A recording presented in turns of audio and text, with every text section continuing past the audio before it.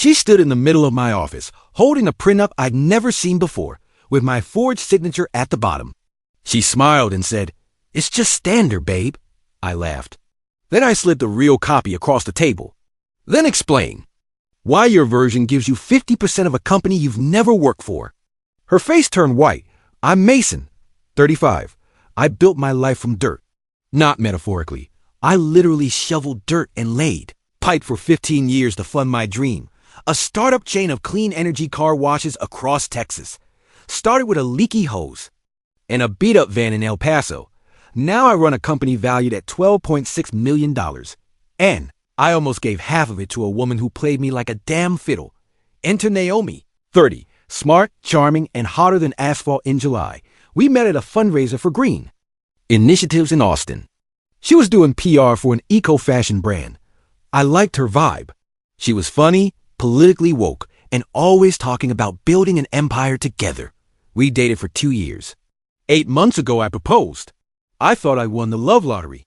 My friends warned me, "Get a prenup, man. You've worked too hard, Naomi."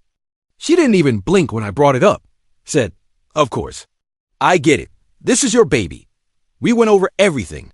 The prenup was fair. If we split, she'd walk away with a 6-figure payout, the Austin condo I bought for us, and a car. She even brought her lawyer to our meeting. I paid for both lawyers to keep things smooth. We signed it. Or so I thought. Fast forward to 2 weeks ago. I was going over documents in my home office, prepping for a partnership deal with an international investor. That's when I saw it. A copy of our pre-NUP. Only. It wasn't the one I'd signed. It had my signature. But it also had clause after clause I'd never agreed to. Joint ownership of all future business locations. Half of all digital revenue. Spousal operational veto power for corporate decisions. Retroactive equity for every year we dated. I felt my heartbeat slow. My mouth went dry. I wasn't reading a prenup.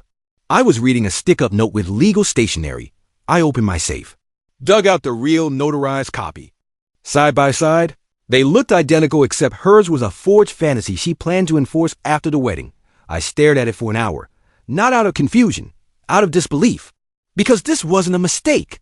Naomi knew exactly what she was doing. Then I remembered last month when she said her cousin Shane was reviewing our legal paperwork. Shane, the one with a law degree from some online university in Arizona. That night I texted her, "Hey, we need to talk. Come by tomorrow morning, alone." She replied with a heart emoji, and of course, babe. I barely slept. I sat there with both prenups on my desk, every receipt from her wild credit card usage wellness retreats, skincare junkets, $700 yoga classes. She hadn't worked in 6 months, but was living like an heiress. 9 a.m. sharp, Naomi walked in. Like she owned the place. Tight cream blazer. Designer bag I didn't recognize. "Morning, future husband," she chirped. I didn't kiss her. I pointed to the desk. "What's this?" She asked, "Why don't you tell me?" I said, "You made this version, right?" She froze. Her face didn't register fear yet. Just fake confusion. "I don't know what you're talking about." I pointed to the clause about online profits. "We don't even have an online store yet. So who decided you get 50% of future revenue?" Her smile dropped like a faulty elevator. Then came the spin. "Oh, come on, Mason. This is just smart. Shane says these protections are normal. I'm just preparing for the future." By forging my signature, she tried gaslighting me? Maybe. "You just don't remember signing it." I laughed. "I remember exactly where I was when I signed the real one. At my lawyer's office. You were wearing that ugly red blazer and eating cashews the whole time." She blinked, then snapped, "You're overreacting. Couples share things, Mason. You're acting like I'm robbing you." "No, you are robbing me. You tried to legally steal my business. And you left a paper trail." Her next words told me everything. "Shane says you'd never have gotten this far without my emotional support." I swear to God, I almost flipped the damn desk. "You've never worked a day in this company. You've never even visited half the locations." She folded her arms.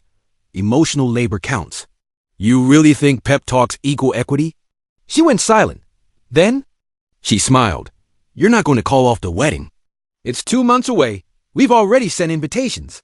Do you really want your investors and friends to know you dumped your fiancé over paperwork? My stomach dropped. Not because she was wrong, but because she'd said it with such cold calculation. Naomi wasn't planning a marriage. She was planning a hostile takeover. I didn't answer. Just opened my drawer and pulled out a folder. Inside, screenshots, timelines, even. Security cam stills of Shane leaving my home office when Naomi lost her keys. I've been watching, waiting. I didn't say a word. I just slid it across the table and watched her face collapse. Then she stood up and said the words that made my blood boil.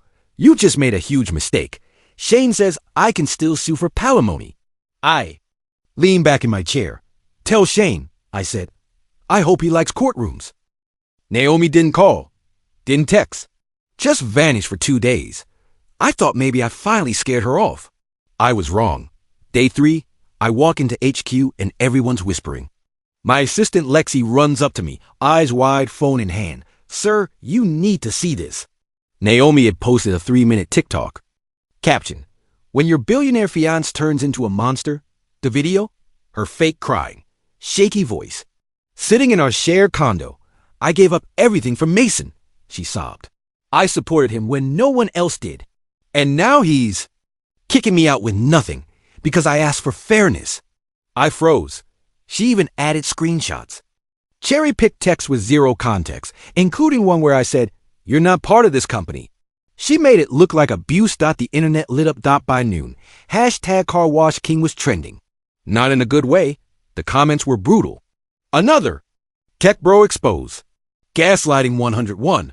Protect Naomi at all costs. Then came the emails, sponsors, clients. Even one of my eco initiatives paused funding until this is clarified. Clarified? My entire business was bleeding because a woman I was about to marry turned social media into a weapon. I slammed the office door shut and called my lawyer. Chase, she's not suing you yet, he said. But she's building a narrative. She's going to try a public pressure campaign. Classic pre-litigation warfare. I wanted to scream. Instead, I made a plan. First, I changed all building access codes, canceled her company credit card, alerted accounting, froze all digital access. Then I checked the condo cameras. I'd installed them after a break-in 6 months ago. Naomi had been using my office every night, uploading files, taking pictures of confidential paperwork, even FaceTiming Shane while holding open our marketing strategy binder. I forwarded everything to Chase. He was silent for a beat. Then, you need to confront her. Privately, record everything. So I texted Naomi.me. Let's talk. No yelling. Just you and me. Naomi, fine. But I'm not apologizing for defending myself. She arrived the next evening, makeup flawless, red lipstick. Like she was filming season 2. She walked in like nothing happened. Like she hadn't just tried to destroy me with fake tears and TikTok filters. You're lucky I'm even here, she said, flopping onto the couch. I've had 3 podcast invites. People want to hear my side. I sat across from her. Hit record on my phone. I'm here because I want answers, Naomi. Why are you trying to ruin my name? I'm not ruining anything, she said, crossing her legs. I'm telling my story. If that story makes you look bad, that's your fault. I clenched my fists. You posted forged documents, Naomi. You edited our prenup and signed my name? That's fraud. Prove it, she said, smirking. Your signature's sloppy. Maybe you just forgot. Or maybe I'll say you were drunk. That's when my phone dinged. A message from Chase. Just 1 sentence. She sent the forge. Prenup to the Austin Business Journal. I stood up so fast the chair toppled over. You sent fake legal documents to the press? Are you insane? Naomi didn't flinch. They asked for my side. I gave it. You could go to prison for this. She stood too, suddenly furious. You want to talk about prison, Mason? How about emotional abuse? You belittled me, undermined me, acted like I was some useless ornament. I treated you like a queen, I growled. You had security, luxury, freedom. I gave you everything. Her voice cracked. You didn't give me respect. I stared at her. This wasn't Naomi anymore. This was a woman in war paint, convinced she was the underdog in a story she'd rewritten. She walked to the door, then turned. Shane has a podcast interview lined up. He's telling them everything. about your controlling behavior. The emotional trauma you cause. Shane's a parasite, I snapped. And I have receipts, videos, emails, screenshots. She smirked. We'll see what the public believes. You or the woman you left heartbroken after stealing her best. Years. She slammed the door so hard a photo fell off the wall. I stood in silence, then picked up the frame. It was us in New Orleans. Bourbon Street, Mardi Gras beads. Laughing like idiots. I stared at that photo and felt nothing, just a cold burning. Purpose. I texted Lexi, activate Project Glacier. She replied instantly, on it. See, Naomi thought I was just some guy with a business and a broken heart. She forgot I also had a PR firm on retainer, a legal team built like a tank, and 3 terabytes of encrypted data logs. It was time to melt the Queen's ice palace. By morning, my inbox was on fire. 2 investors pulled out. 1 local radio station emailed asking for comment. Why? Because Naomi had done it. She went on the Heartbreak Pod, a viral trauma-bait podcast hosted by some failed actors with a ring light and vengeance kink. The title of the episode? Engage, Enrage, and Emotionally Imprison. 35 minutes of unfiltered slander. She wouldn't let me see the business finances. He made me feel worthless. I was gaslighted into signing away my future. I listened to the whole thing. Every minute made my fists clench harder. At one point she said, he called me stupid for trying to contribute. What I really said? You have no experience in operations. You've never run a business. Not stupid. Honest. But honesty doesn't trend. Drama does. By noon, my company's Yelp reviews were bombed. Fake 1 stars with comments like misogynist CEO. Do not support this business. And, of course, Team Naomi forever. My phone wouldn't stop ringing. One reporter asked, are you planning to step down amidst abuse allegations? Step down? From the company I built with blood and blisters? I almost broke my phone in half. And then Lexi walked into my office. You need to see this. It's from her Reddit account. Naomi had posted a giant wall text titled, he tricked me into signing my life away. Don't let it happen to you. 4,000 words of twisted storytelling. She even included a blurry photo of our prenup with a red circle around the phrase, no community property. She claimed I hid it in the fine print. The comments? Oh my God, girl, run. He's a narcissist. Sue his ass into the ground. I stood up, shaking with fury. She wants war? She's getting scorched earth. That night, we dropped Project Glacier. Step 1. Expose her lies. I posted a calm, professional response on LinkedIn. No rage. No name calling. Just screenshots. Side-by-side images of the real prenup versus the forged one. Security footage of Shane sneaking into my home office. Timestamp edits of the forged PDF on her laptop. It went viral in under 2 hours. But that wasn't even the bombshell. Step 2. We found something Naomi didn't know we had. A recording. From the night she and Shane argued in my guest room. My security cams caught everything through the door. Naomi, you said he'd never noticed the changes. Shane, well, you shouldn't have used his real damn name on the digital file. Naomi, we'll fix it before he finds out. Shane, too late. He's already sniffing around. Lexi edited the audio, cleaned it up, and posted it with the caption, for those asking, here's the emotional imprisonment she's talking about. Within 10 minutes, Twitter exploded. Then Reddit. Then TikTok. Suddenly the comments flipped. Wait, she forged the prenup. Isn't that like illegal? Not Mason being the actual victim. Naomi panicked. She posted another tear-filled video, but this time nobody believed her. The top comment, you cried wolf. Now the whole internet's got pitchforks. She turned them against me. I turned the truth against her, but the best was yet to come because Shane made a mistake. He posted a now-deleted thread on X bragging that the car wash king was going down. And he used the exact same IP address as Naomi's Reddit post. Boom. Exposed. Connected. Trace. I sent all of it to my attorney. But Naomi? She doubled down. She showed up. At my mother's house. Yeah, my mom's freaking house. She cried on the porch. Said I was mentally unstable.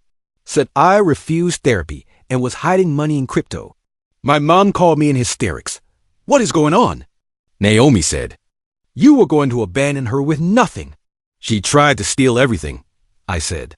Then I drove over fast. I pulled up and Naomi was still there, sitting on the porch swing like it was a Nicholas Sparks movie. My mom stood frozen in the doorway. I got out of the truck, slammed the door. You need to leave. Naomi stood up, tears vanishing like smoke. You don't get to tell me what to do. I just did. Then she screamed. Screamed? So louder. Neighbor came out of their garage. He's threatening me. He's emotionally abusive. Somebody call the cops. I looked her dead in the eye. There are cameras on this property. Inside, outside, doorbell. All of it. She froze. Then ran. Drove off like a bat out of hell. My mom stood in silence, then said, I think I finally believe you. It hurt. Not because she doubted me at first, but because Naomi had spun such a good lie, even my own mother fell for it.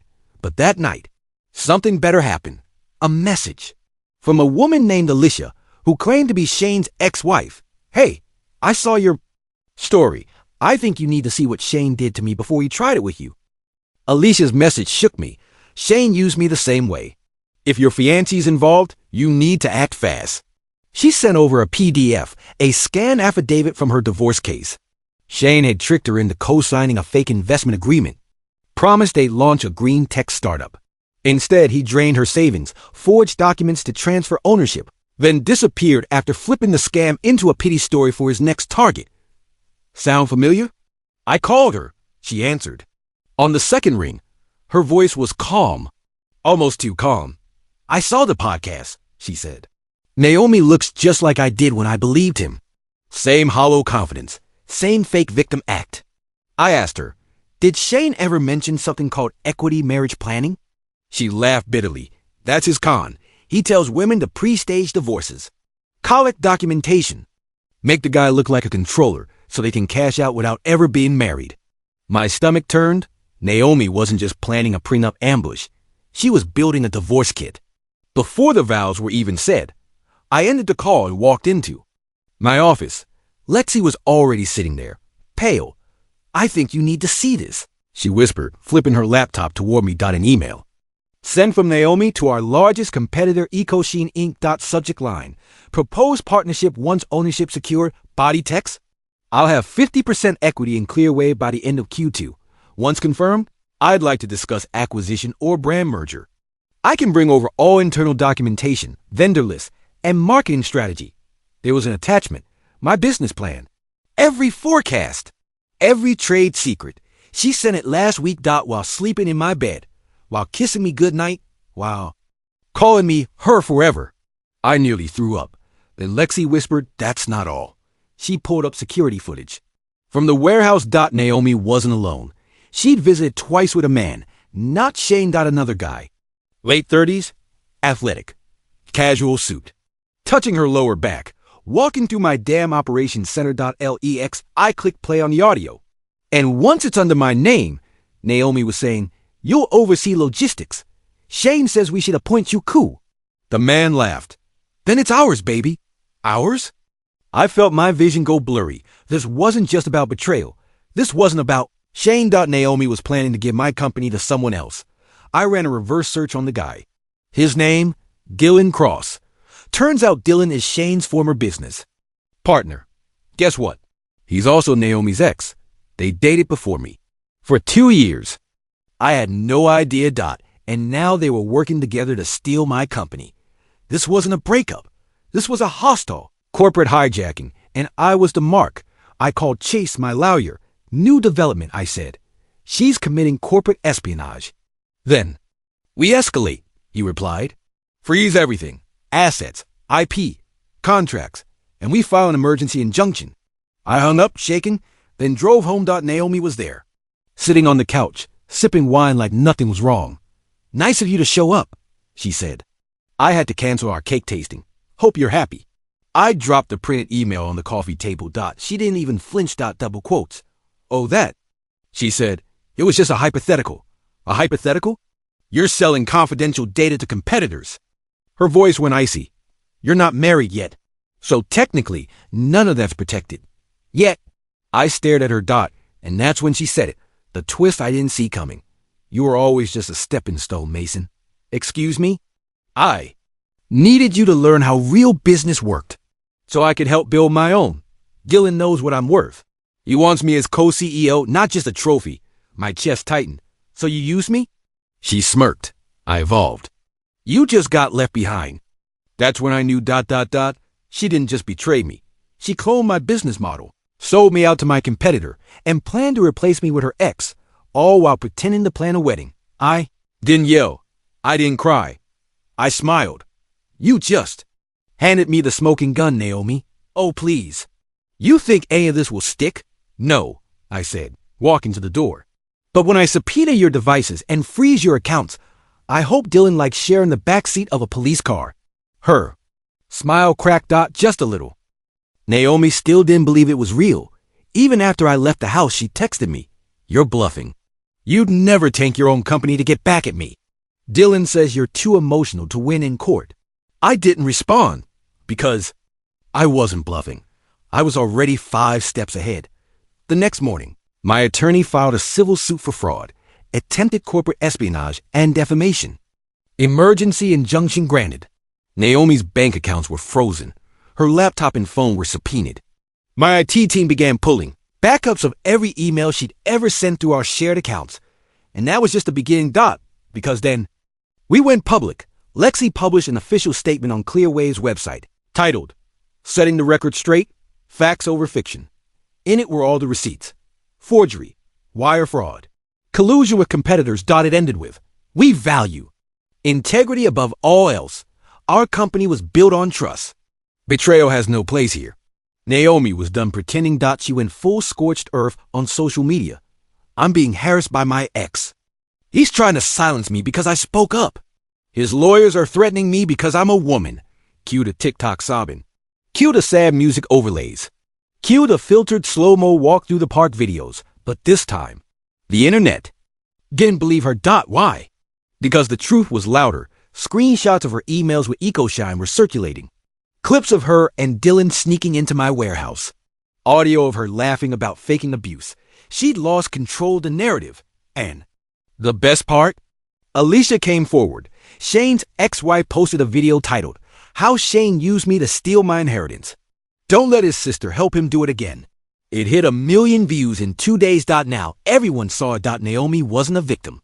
She was a co-conspirator in a long-running scam network. Then came the job loss.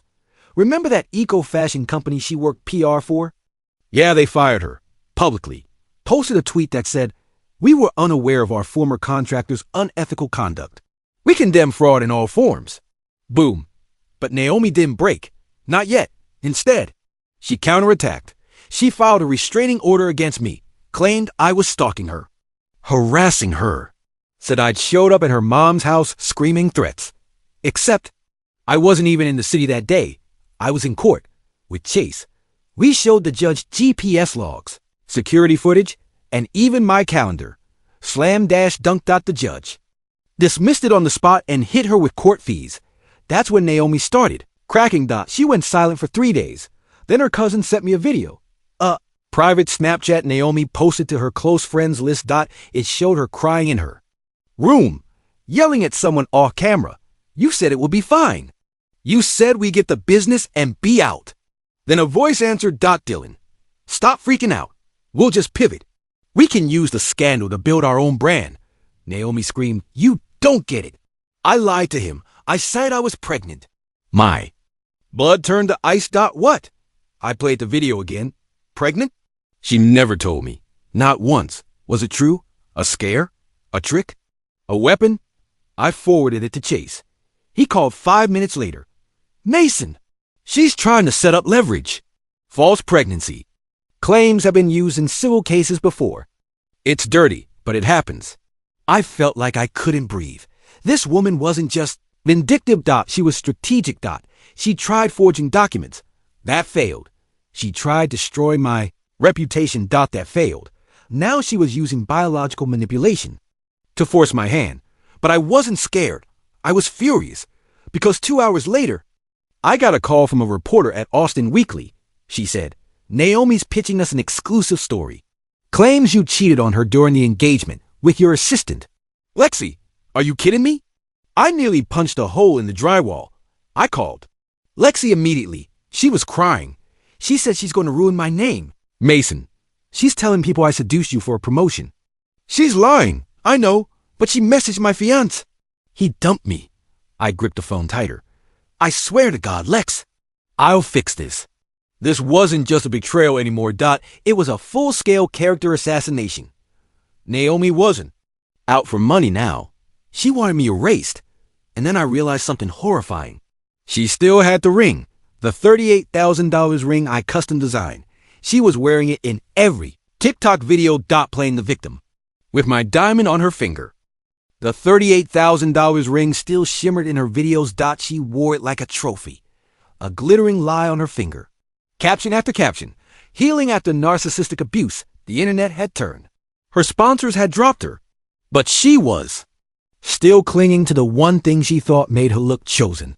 That damn ring, and I was done letting her parade around with it. So I made it the centerpiece of my next move.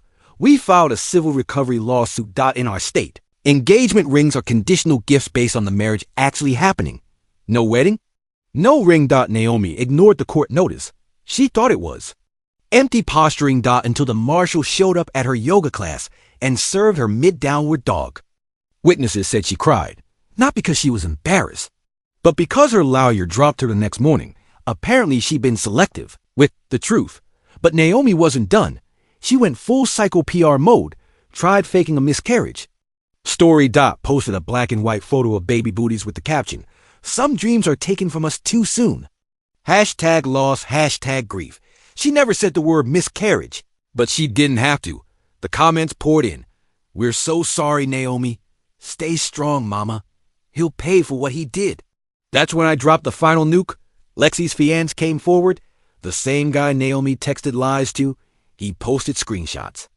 Every message, every lie, even a voice recording of Naomi saying, "Don't worry. Once the baby story goes viral, his lawyers will beg for settlement." People lost it. Even her most loyal followers bailed. The top comment under her next video, "You faked a pregnancy for clout and court leverage? You're sick." She deactivated her TikTok, then Instagram, then her healing coaching site. Gone. Vaporized. Just like her fake trauma arc. But the cherry on top, the auction. After Naomi ghosted the court again, my legal team secured a writ for ring recovery. She refused to return it. So we pushed for liquidation. 3 weeks later, that ring, my ring, was sold at a luxury auction in Houston. You know what I did? I bought it back. In front of her. She didn't know I was coming. She showed up thinking she could outbid me with a fake investor. When the auctioneer slammed the gavel and said, "Sold to the man in the blue suit," I turned and smiled. Naomi's face cracked in real time. She stormed out crying. Shane chased her like a bad movie extra. And I stood there holding that ring like a war medal. But I wasn't keeping it. A week later, I donated it. To a charity that provides housing for women escaping real domestic abuse. They posted a photo with the caption, "One man's heartbreak became another woman's safe start." That one went viral for the right reasons. Naomi. She tried launching a podcast 2 months later. Nobody listened. She called it the reclaiming. But the only thing she reclaimed was a dead career, a lawsuit, and the legacy of being an exposed con artist. And Dylan? Turns out he never wanted her. He used her to access my business files. Then ghosted her the second the lawsuit hit. She posted some long story about learning from betrayal. But we all knew the only betrayal she really experienced was her own plan collapsing on top of her. And me?